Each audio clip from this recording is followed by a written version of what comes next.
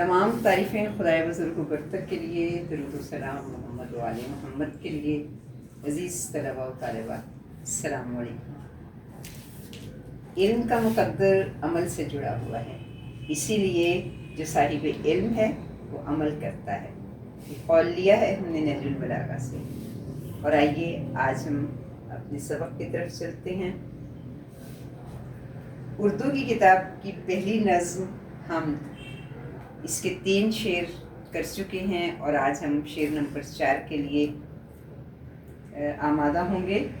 نظم کا عنوان ہم، شاعر کا نام حفیظ طیب۔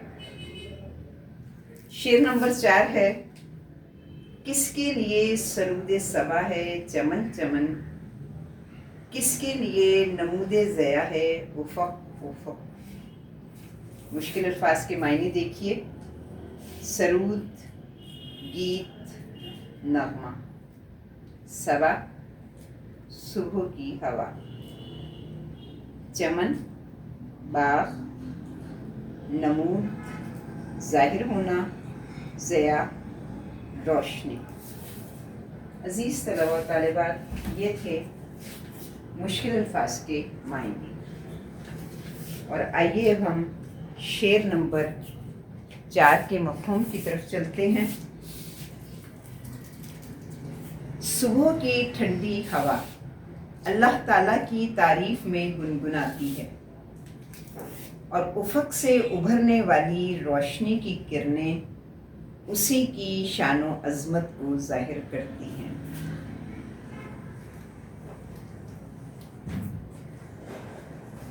یہ حقیقت ہے کہ کائنات کا ہر حصہ قدرت کے جمال و کمال کا مظہر ہے۔ ہر افق سے ہدایت کی روشنی اس کی قدرت کا اظہار کرتی ہے۔ تمام موجودات عالم اپنے اندر بے پناہ معجزانہ شان رکھے ہوئے ہیں۔ شاعر نے بڑی خوبصورتی کے ساتھ صبح کی ہوا کا جل ترنگ سن کر یہ سوال اٹھایا ہے کہ یہ گیت کس کی مدح میں ہے، جس میں تازگی اور مٹھاس کا احساس موجود ہے۔ اور یہ تو ہوا کا انداز ہے کہ وہ صبح کے ماحول میں ہر ایک ذی روح کو تازگی بخشتے ہوئے اپنی عبادت کا فریضہ سر انجام دے رہی ہے۔ بلا شبہ قرآن پاک میں یہ اعلان ہے کہ آسمانوں اور زمینوں میں جو کوئی بھی ہے اس کی تسبیح کرتے ہیں، اور کوئی چیز نہیں جو اس کی تسبیح نہ کرے۔ ہاں، تم اس کی تسبیح سمجھ نہیں سکتے۔ ہر ایک شے کی زباں پر قدرت حق کے ترانے ہیں، نظر جس سمت اٹھتی ہے عجب منظر سہانے ہیں۔ دراصل فطرت کے یہ خوبصورت مناظر معرفت الہی کے ایسے مظاہر ہیں کہ انسانی عقل دم بخود رہ جاتی ہے۔ ہر سو تیری قدرت کے ہیں لاکھوں جلوے، حیراں ہوں کہ 2 آنکھوں سے کیا کیا دیکھوں۔ انسان اگر چاہے بھی تو ہرگز بھی اس کی تمام تخلیقات کی جانب نظر اٹھا کر دیکھ ہی نہیں سکتا۔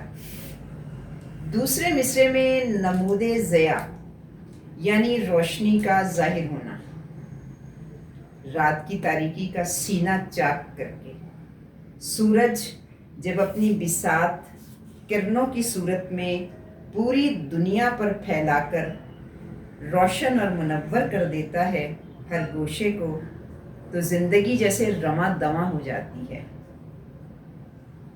یہ تپش، حرارت ہر ایک کے لیے، ہر ذی روح کے لیے، چاہے وہ جاندار ہے یا بے جان ہے، ہر ایک کے لیے زندگی بخش ہے، اور پالتا ہے بیج کو مٹی کی تاریکی میں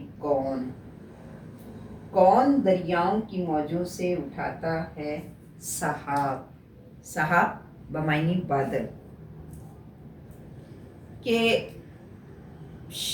مظاہر قدرت کے لیے اختیار الہی کی عظمت تسلیم کرنے کی دعوت شاعر نے اتنے خوبصورت انداز میں دی ہے کہ فطرت کی حقیقت صرف اللہ ہی کی ذات میں چھپی ہوئی ہے، اور اس کائنات میں ان گنت جلوے اس کی ذات کے ہمیں پوشیدہ طور پر اور ظاہر طور پر نظر آ رہے ہیں کہ ہر ایک منظر کو دیکھ کر ہم حیرت زدہ ہیں کہ یہ کس کی قدرت کاملہ ہے جس نے ہمارے لیے یہ سب کچھ پیدا کیا۔ اور آئیے اب چلتے ہیں شعر نمبر 5 کی طرف۔ پہلے مشکل الفاظ کے معنی: مکتوم، چھپا ہوا، پوشیدہ، موج، لہر، کرم، مہربانی، صدف، سیپ، موتی، مرقوم، لکھا ہوا، حرف وفا، وفا کی بات۔ اس شعر میں بھی شاعر نے استفہامیہ یعنی سوالیہ انداز اپنایا ہے کہ کس کا حسن سیپ میں چھپا ہوا ہے اور کس کا حرف وفا کائنات پر تحریر ہے۔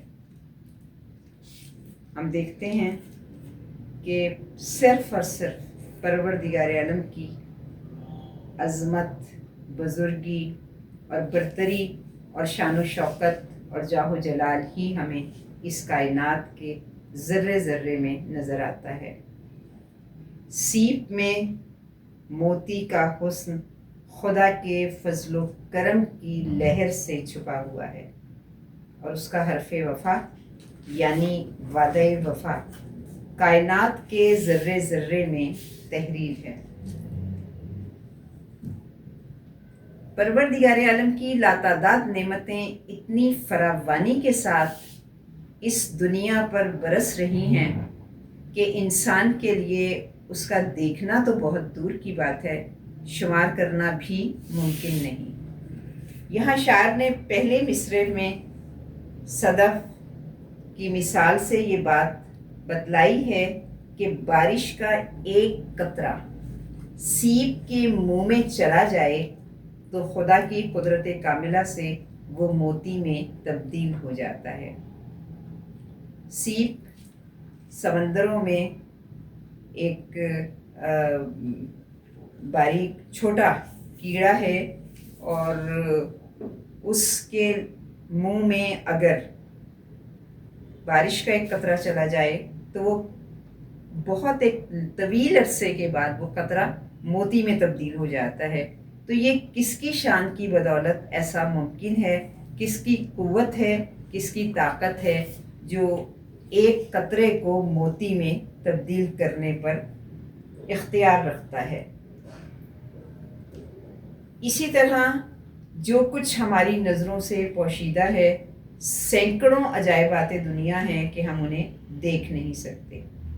بالکل اسی پوشیدہ صدف کی مانند پروردگار عالم نے انسان کے اندر سینکڑوں صلاحیتیں رکھی ہیں، جنہیں ہم صرف محنت اور کوشش کی بدولت ہی حاصل کر کے اپنی زندگی کے مثبت پہلوؤں سے روشناس ہو سکتے ہیں۔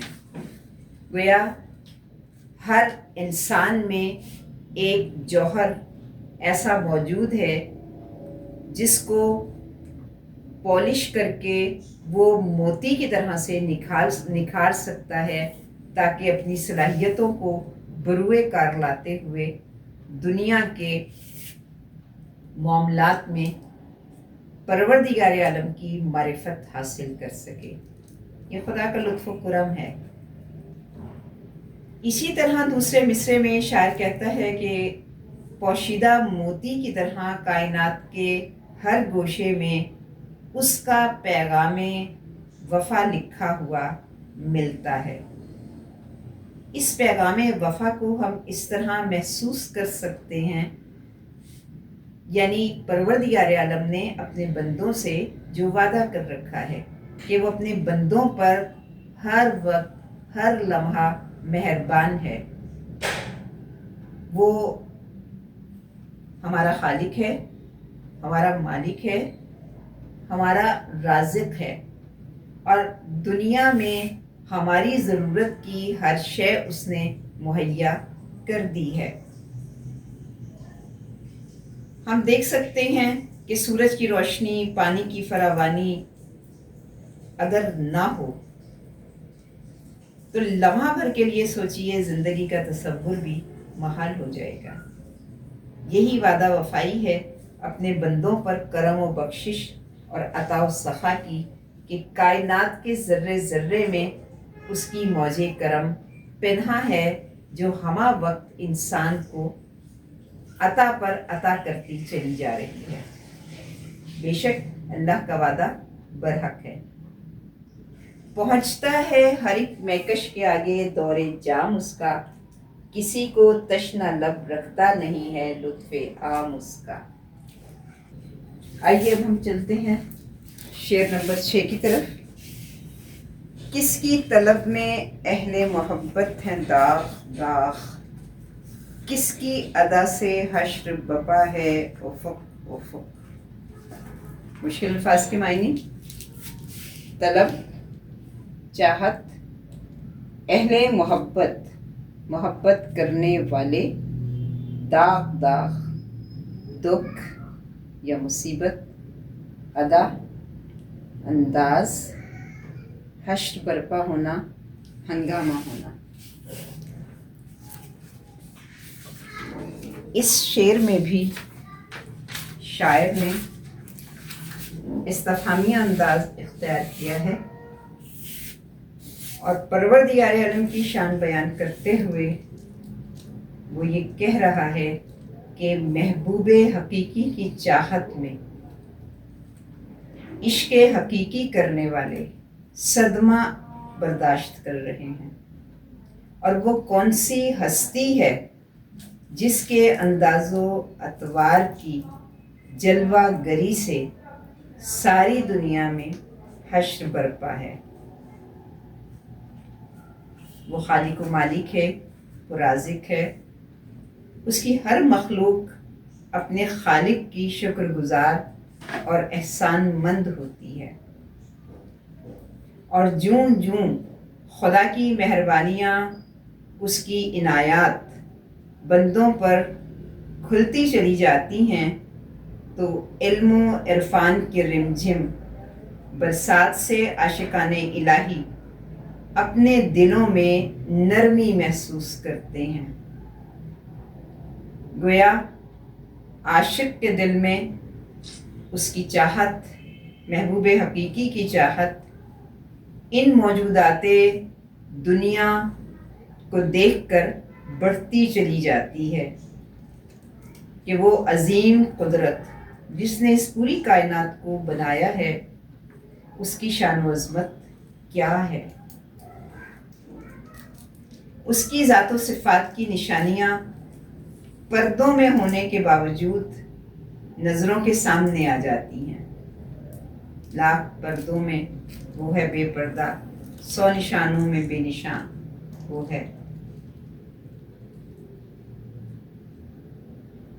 ہم سب جانتے ہیں کہ پانی آبی بخارات بن کر بادل بنتا ہے اور فضاؤں میں تیرنے لگتا ہے اور بوجھل ہو کر برسنے لگتا ہے، لیکن یہ نظام اتنا قوی ہے کہ انسان کو دم مارنے کی مجال نہیں۔ یہ اس کی قدرت و اختیار ہے۔ بارش کہاں برسے گی اور کہاں زمین ترستی رہ جائے گی۔ معرفت کی یہ وہ منزلیں ہیں کہ جب آدمی فکر کرتا ہے، تدبر کرتا ہے، تو اس کے دل کے دریچے واہ ہونے لگتے ہیں، کھلنے لگتے ہیں عرفان الہی سے، کہ پروردگار عالم کی قدرت، اس کی بے پایاں رحمت ہر جگہ بارش کی صورت یکساں برستی ہے۔ اب یہ دلوں کا ظرف ہے کہ کون اس کی معرفت کی کس منزل تک اپنے آپ کو پہنچا لیتا ہے۔ جس دل میں اس کا عشق کار فرما ہو جائے تو پھر وہ دل انوار الہی کا خزانہ بن جاتا ہے۔ اور قرآن پاک میں ارشاد خداوندی ہے کہ اللہ کے ذکر سے ہی دلوں کو اطمینان ملتا ہے۔ اور بقول شاعر کہ ارض و سما کہاں تیری وسعت کو پا سکے، میرا ہی دل ہے وہ کہ جہاں تو سما سکے۔ حق کے راستے کی تلاش میں سرگرداں لوگ صدمے برداشت کرتے ہوئے نعمات الہیہ کے آگے اپنے سروں کو جھکا لیتے ہیں اور اس کی اپنی زندگی اس کی اطاعت و فرما برداری میں گزار کر سرمدی انعام یعنی ہمیشہ رہنے والے انعام کے حقدار ہو جاتے ہیں۔ اور یہ پروردگار عالم کی ذات ہے کہ اس نے اس کائنات کو محبتوں کے ساتھ بنایا ہے، اور وہ یہ چاہتا ہے کہ اس کی مخلوق بھی ایک دوسرے کے ساتھ باہمی محبت و یگانگت سے پیش آئے۔ عزیز طلبہ و طالبات، ہم نے شعر نمبر 6 کی تشریح مکمل کی۔ اس سے پہلے شعر نمبر 1، 2 اور 3 کی تشریح پہلی ویڈیو میں یقیناً آپ لوگ دیکھ چکے ہوں گے، اور پھر میں دوبارہ سے یہ بات دہراؤں گی کہ اگر کوئی بات آپ کی سمجھ میں نہیں آئی ہے تو کمنٹ باکس میں آپ سوال کر سکتے ہیں۔ بہت شکریہ، خدا حافظ۔